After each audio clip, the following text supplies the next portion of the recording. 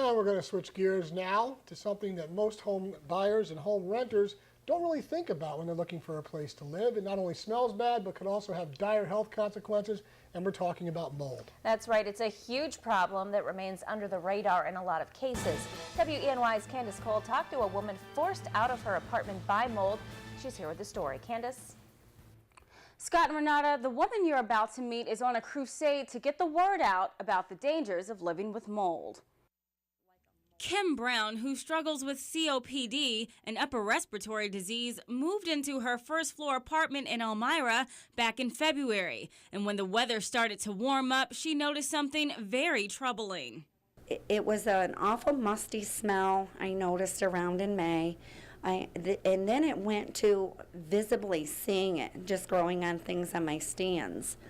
That smell was mold, and it was everywhere. Kim says she could see it coming through the paint. There was mold on her shoes, on her clothes, even on her earrings. 98% of the homes and buildings throughout our region I walk into, there's mold there somewhere. Most of the time, the homeowner and building owners have no idea that it's there. It wasn't long before Kim's mold problem started to eat away at her health. It attacked my respiratory to the point where I actually had coughed up blood a couple of times. Kim says after about 4 months, her landlord finally installed 2 ceiling fans to cut down on the moisture, but that only exacerbated the problem. But if there's a mold situation, stirring it up isn't the answer. Getting to the source of the moisture that's causing the mold to grow is the best control. Kim's mold problem got to be so bad that her doctor ordered her to move out. She says her landlord is keeping her deposit, so she's now working to convince state leaders to provide renters protection. This is my mission. I want renters protected by a mold law.